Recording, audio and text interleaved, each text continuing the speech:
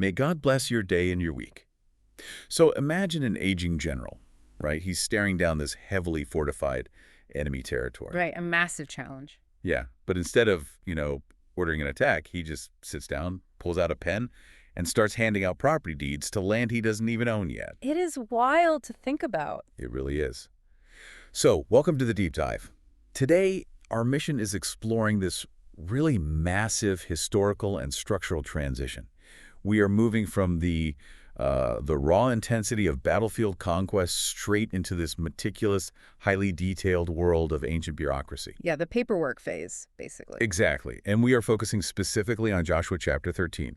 We are unpacking this through the lens of two incredibly detailed sources today, which are the Holman Study Bible and the NAA's Study Bible. And it's quite the pivot, honestly. I mean, you go from these dramatic, world-shaking events, like the walls of Jericho falling down. Like big action movie stuff. Yeah, exactly. And then suddenly you're at a text that essentially reads like a county clerk dryly reading off property lines and zoning permits and, geographical markers. And this is what's so fascinating. Underneath what looks like just ancient red tape is a surprising amount of human drama.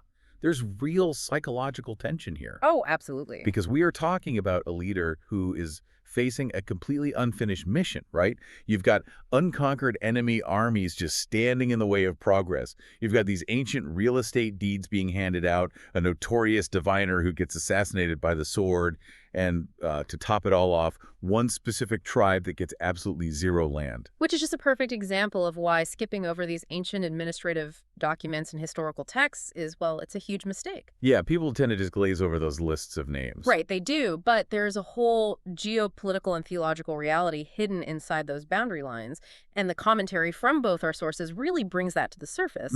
So let's start with the immediate tension right at the opening of chapter 13. Up until now, like we said, the book of Joshua has been this relentless, fast-paced action movie of military conquest. Just battle after battle. Right. And then suddenly, the camera just slows way down. The text explicitly points out that Joshua is now, quote, advanced in years. Yeah, the NAA Study Bible commentary highlights this narrative shift beautifully, I think, because if you look back at chapter 1, verse 1, we were told, Moses was dead and Joshua was this new, dynamic leader ready to take charge. The young guy stepping up. Exactly. But now, in chapter 13, verse 1, Joshua is old. I mean, the era of his physical military prime is effectively over. The leader is aging out, but the mission itself is far from complete. Right, because God speaks to Joshua and basically lays out the reality of the situation, which is Joshua is very old, and there is still a massive amount of land left to be conquered. A daunting amount, really. Yeah, and the sources lay out exactly who is still occupying this real estate. You've got the entire region of the Philistines.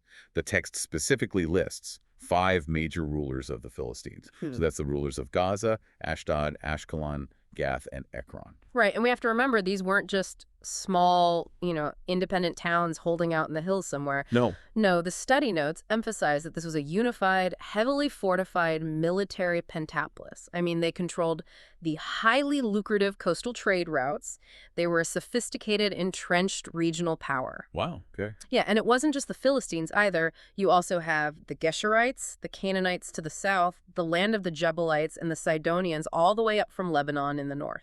So just a massive coalition of enemies. Yeah. So here is this aging general staring down these heavily fortified, deeply entrenched enemy territories, and God commands him to divide the land up by inheritance to the 9.5 tribes. Right. God promises, I will drive out the inhabitants, but Joshua's job right now is just to draw the borders and hand out the deeds. What? Okay, let's unpack this. Let's do it. Why hand out deeds to properties that are still occupied by enemy armies? I mean, isn't this just counting your chickens before they hatch? It definitely looks like it from the outside. Right. It's like dividing up the profits of a startup before you've even built the product. You are giving people a piece of paper for a house that currently has a Canaanite chariot parked in the driveway. That tension is exactly what the original audience would have felt. I mean, the NAA Study Bible commentary explains that this moment marks a massive literary and historical shift in the entire book. Okay, how so? Well, we are moving from the submission phase of the conquest where, a centralized army fights under a unified commander into the allocation phase. And this transition is fundamentally an exercise in supreme faith. Because they don't actually hold the keys to the houses they are being given, they're holding a promise. Exactly. By handing out the deeds before the land is fully conquered, God is essentially transferring the burden of the conquest.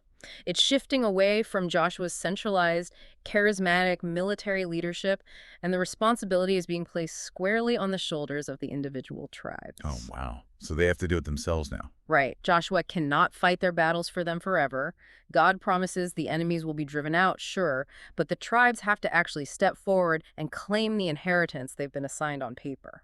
Man, that is a brutal test of their resolve. I mean, the centralized army is essentially disbanding, and now it's up to each family, each individual tribe to look at their specific real estate contract, look at the entrenched regional powers across the valley, and decide if they actually believe the mandate they've been given. Yeah, and it forces them to live in that uncomfortable tension between a divine promise and a physical reality. Like you said, they are holding a legal document that says, this is yours, while their eyes are telling them, this clearly belongs to a Philistine king.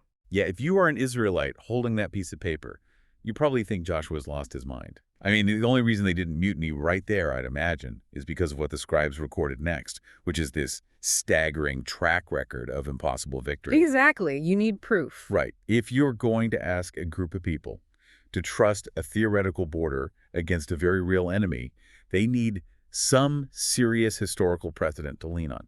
And that's why the sources provide these extensive tables of cities that Joshua and the Israelites have already defeated.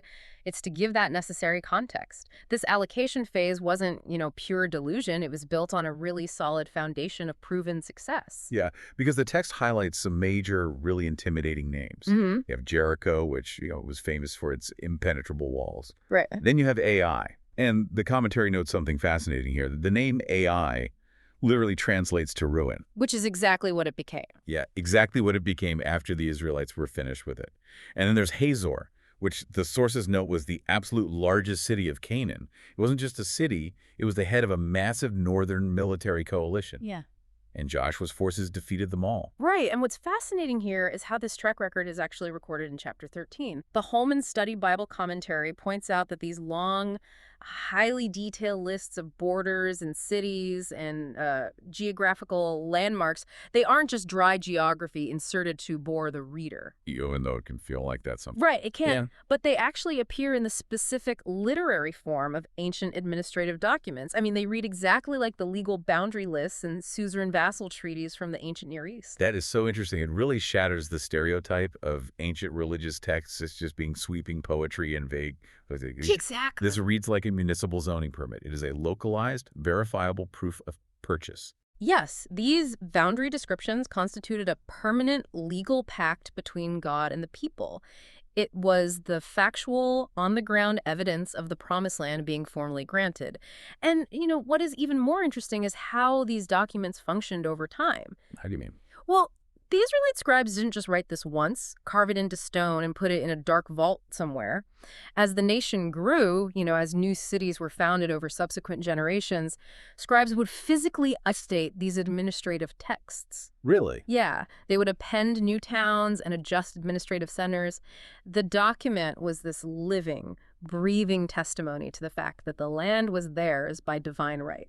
That is amazing. It grounds the entire narrative in actual verifiable history. It tells you exactly where the border goes, like up this specific valley, down to that particular river, past this exact oak tree.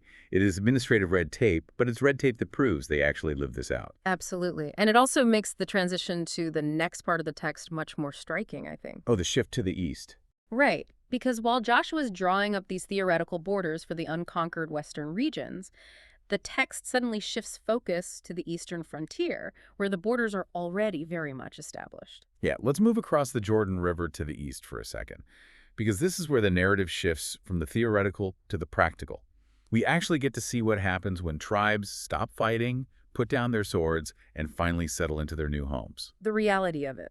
Exactly. And the sources tell us that the tribes of Reuben, Gad, and the half-tribe of Manasseh had already received their land inheritance from Moses years earlier. And their territories were massive. I mean, the text details regions like the plateau of Medeba, the entire kingdom of Heshbon, which had been fiercely ruled by the Amorite king Sihon, and all of Bashan, which was the territory of King Og. The sources even mentioned they took over sprawling administrative districts, like the 60 cities of Jer. Yeah, just huge areas. Just pause and think about the scale of that for a second. Managing 60 newly conquered cities is an absolute administrative beast. So these eastern tribes were already completely set up. They had their land, they had their infrastructure, they were comfortable. But as we look at this eastern frontier, the text drops in some incredibly dark historical footnotes amidst all the municipal geography. Yeah, it does. The most jarring note is this brief, violent mention of an assassination. Right in the middle of listing property lines and river borders, the text casually mentions that the Israelites killed Balaam, the son of Beor, the diviner, with the sword. I mean, it is a brutal historical footnote reminding you that this entire real estate acquisition was completely soaked in blood. It really is. And Balaam is a major feather from earlier in their wilderness history, too. He was a man hired by a foreign king to try and spiritually curse Israel for profit. Right, the whole talking donkey incident. Exactly, that same guy. So his sudden inclusion here, buried in the middle of a mundane boundary list, is this stark reminder of the dual nature of their conflict. The warfare that characterized their survival wasn't just about fighting kings and chariots. It was about confronting deeply entrenched spiritual adversaries as well. That makes a lot of sense. Right, because a diviner in the ancient world wasn't, a sideshow act. They were considered a genuine geopolitical threat capable of manipulating the gods against an army. So the physical and the spiritual were just completely intertwined for them. But then we hit verse 13. And both the Holman and NBLA sources heavily highlight this specific verse because it exposes a lingering failure on this eastern frontier. A very crucial detail. Yeah. The text explicitly says that the Israelites did not expel the Geshurites or the Maccathites. And it says those people live in the middle of Israel, quote, to this day. Right. And this raises an important question. What happens when the drive to conquer fades into a desire for comfort? Yeah. That's the real danger. Because God's explicit command throughout this entire campaign was to completely drive out the inhabitants so that Israel wouldn't slowly adopt their idolatrous practices and, lose their unique identity. But they didn't do it. No. Here, on the eastern side, where the fighting is mostly done and the homes are built, they just stop. They allow the Geshurites and Maccathites to stay. Imagine that for a second. You wake up, you go to the local market, and the very king you were explicitly mandated to overthrow is buying wheat in line right next to you. It shows how incredibly quickly a divine, absolute mandate can devolve into just settling for the status quo. And that compromise is incredibly dangerous. I mean, to the eastern tribes, it might have seemed highly pragmatic at the time. Maybe they were just exhausted from years of war, and it was just too difficult to push them out. Sure, fatigue sets in. Or maybe they saw an economic opportunity. Maybe they wanted to tax them or establish trade routes with them. But the biblical text doesn't frame it as smart diplomacy. It forms it as a failure. It's a permanent blemish on their inheritance. They accepted a compromised border because it was easier than finishing the fight. And here's where it gets really interesting, I think. That failure of the eastern tribes to secure their spiritual borders perfectly sets up the ultimate plot twist in chapter 13. It really does. We have just gone through dozens of cities, massive kingdoms, sprawling plateaus, 60 cities of Jair, the 5 lords of the Philistines, just land, land, and more land. Yeah. And then we arrive at the starkest contrast in the entire source material. The tribe that gets nothing. The tribe of Levi. The text explicitly states that Moses gave no land inheritance to the tribe of Levi, period. Which is a shocking detail if you are reading this as purely a real estate transaction, right? Every other tribe is fighting tooth and nail for every square inch of dirt, securing valleys and rivers, and the Levites are just completely left off the map. So what does this all mean? I mean, in an ancient agrarian society, no land means no food, it means no wealth, it means absolutely no future. Land was life. It was your entire economic engine. Right, it was everything. Being told you don't get land would be like being hired for a prestigious new job, but when you ask human resources about your salary, they tell you your compensation is trusting the company. You can't eat trust. You can't build a house on trust. Yeah, the economic anxiety would have been incredibly real for them. However, the text doesn't just say they get nothing and leave them hanging. It explicitly states, twice in this chapter actually, what their inheritance really is. Right. In verse 14, it says, the fire offerings to the Lord, the God of Israel, are their inheritance. And in verse 33, it goes even further, stating the Lord God of Israel himself is their inheritance. We need to define what those fire offerings actually mean in a practical sense, though, because it sounds like, spiritual smoke, but In an ancient agrarian society, the sacrificial system was the literal economic engine for the priesthood. Yes, exactly. When people brought grain, oil, and livestock to offer to God, a portion of that was physically given to the Levites to eat and live on. Right, so they didn't need to farm the land because their physical sustenance was directly tied to the spiritual faithfulness of the other 11 tribes. They relied entirely on the entire nation's devotion to God. Furthermore, their primary domain wasn't a piece of farmland, it was the tabernacle. The mobile spiritual command center of the nation. Which, that changes the entire dynamic. The Levites didn't just get a branch office in the new land, they got the CEO suite. I love that analogy. While everyone else got dirt and hills and the heavy labor of farming, the Levites were given the spiritual center of the entire nation. Their daily reality was proximity to the ultimate authority in their culture. And in the ancient world, direct access to the divine was actually a infinitely higher currency than acres of wheat. Absolutely. And if we connect this to the bigger picture, the theological weight of this decision is staggering.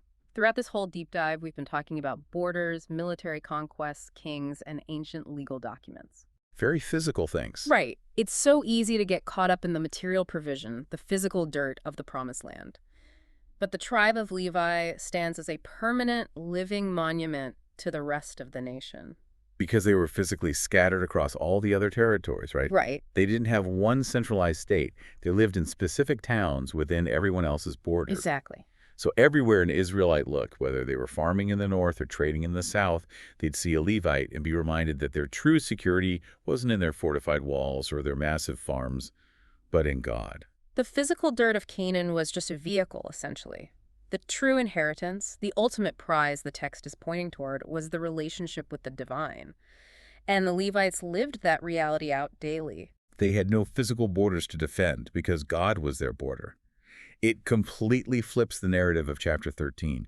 You start the chapter worrying about how you're going to conquer the heavily fortified Philistine Pentapolis just to get your plot of land, and you end the chapter realizing that the highest honor in the entire nation was given to the people who owned no land at all. And it forces you to look back at those eastern tribes who compromised with the Geshurites. Those tribes were so obsessed with maintaining their physical comfort and securing their new estate that they completely failed their spiritual mandate. They let the enemy move in right next door. Yeah. Meanwhile, the Levites have no physical comfort, no guaranteed crops, but they possess the ultimate spiritual mandate.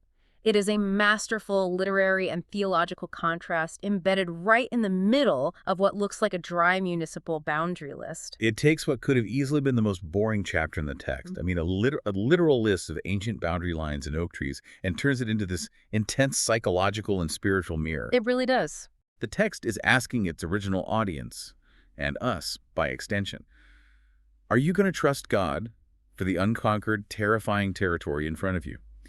Are you going to lazily compromise on your borders like the eastern tribes did? Or are you going to recognize, like Levi, that the ultimate inheritance isn't something you can plant a physical flag in?